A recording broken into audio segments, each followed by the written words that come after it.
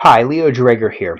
I want to talk about a tool that I use when I do web application pen testing that I actually run on the Kali operating system called Directory Buster.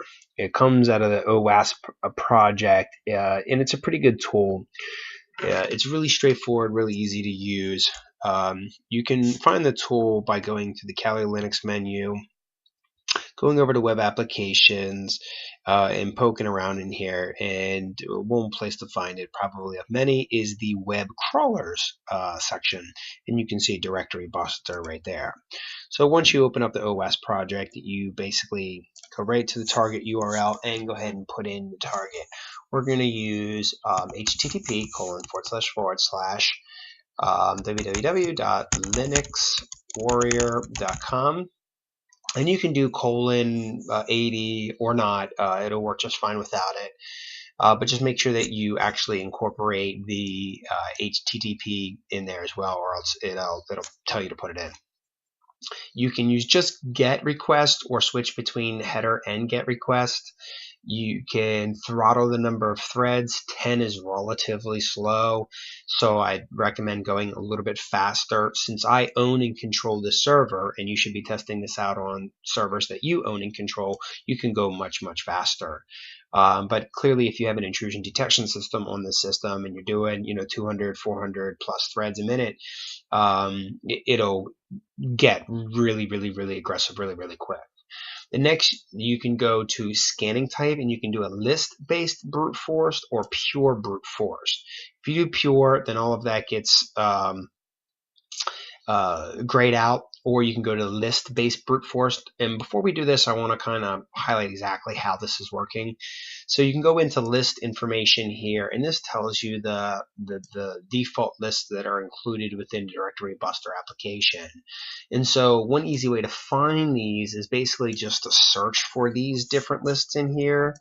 And so one way I like to do this is actually just to search for directory list. So just to prove something real quick, let's do locate space directory dash list. And this will prove that there are a whole bunch of directory lists in which you can choose from. Otherwise, what I recommend is just kind of highlighting this, doing a control C to copy it, close out, and then pasting that in your list type. Or you can specifically browse for them if you want to. But again, if you don't know the where exactly on your hard drive these are, well, then that's where you do the locate command. And it'll find it for you. You can brute force directories. You can brute force files. You can be recursive or not. You can start at a particular directory if you know which one you're working with, and you can choose specific backend database management system applications like PHP or ASP, ASPX, and things like that.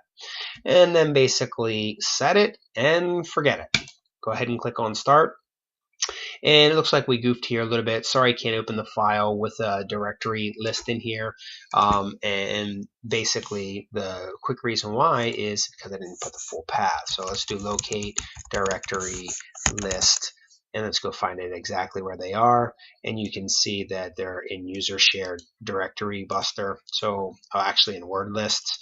So let's use the full path and then put that in.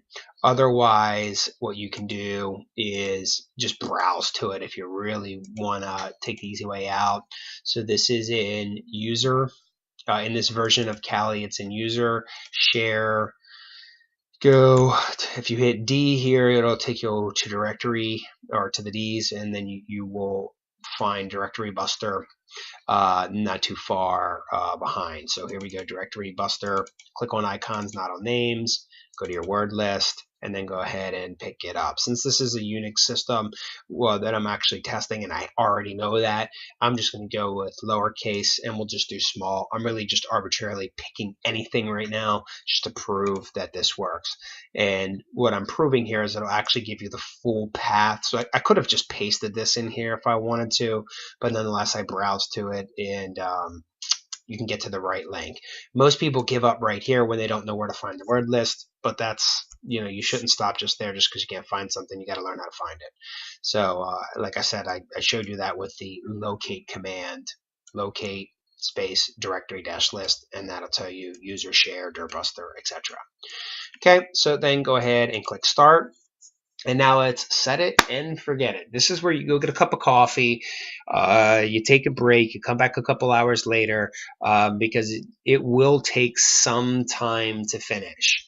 And I'm already pulling directories from here. So it found index.php, WP content, it found the mailman, Piper mailed, what WordPress includes. So clearly this is a WordPress site.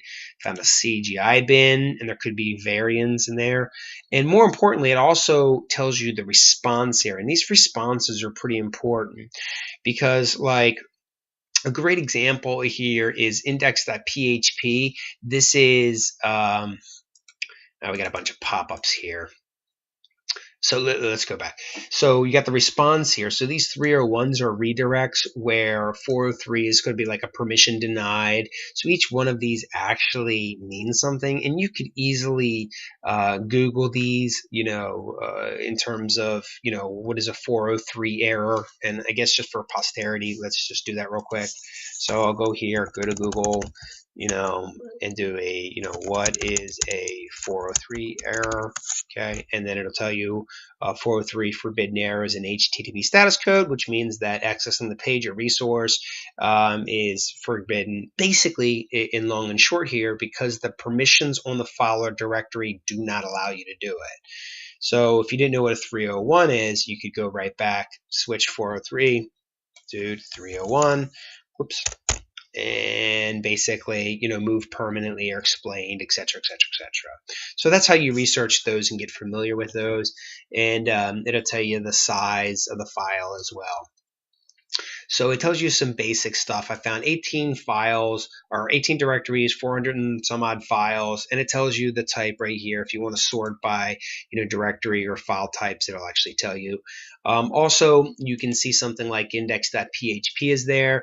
So if you wanted to try SQL injection from there, you could do an index.php ID = 1 and try poking and prodding the site that way. Or if I wanted to go to WordPress content post, I could try going after the backend architecture, the PHP right there. And, it's telling you the speed down here, the parse queue, the total requests, and generally the time that it's actually going to finish the take. And as you can see, as I'm gaining a lot here, this is going to run for some time. So I'm not going to wait for this program to run, just because literally this video would probably be a couple hours long. Okay. So you can pause the program, run the program again, stop, start if you want to, look at it. You can do tree view. I kind of like this a little bit better because of the hierarchical nature of the directory structure. So you can see something like student or academics, or if you found something like login, username, certain things are going to pop out a little bit more than others. So you can become familiar with what's popular and what's not. Also, you can go to errors, okay? So you can kind of get an idea of how this thing's actually being threaded as it goes through. So I got a lot of timeouts here, and that's mostly because of how it's trying things in the word lists. And guessing things, right? So you can pay attention to the errors. I got 430 in just a couple minutes here, and that's probably going to go skyrocket. Especially if you're doing something like brute force, by definition, you're just trying all possible combinations until you get somewhere. So I expect to have basically, 99.999% errors and then one match. So, errors are good in that sense. Just let them run. And then at the very end, you can stop it or let it run, etc., etc. And then you can go back to the, the scan information over here. You can see if you just want to pick it up from a particular directory or not. Okay, so it'll tell you the percent complete, etc., etc. So this is a great way to kind of learn about the destination target that you have, and really kind of take your intimacy with the web applications to the next level. Um, just like anything, there very well could be false positives here, and you'd want to quantify that. But I mean, I tell you, if you really want to learn directory structures, there's no better way than to use a directory brute forcing tool like Directory Buster, because there's only 59 million possible combinations that this is going to try, and how many do you have to learn before you get the idea, right? And then at the very, very end, once this tool would, in theory, complete running, then you can get a report here.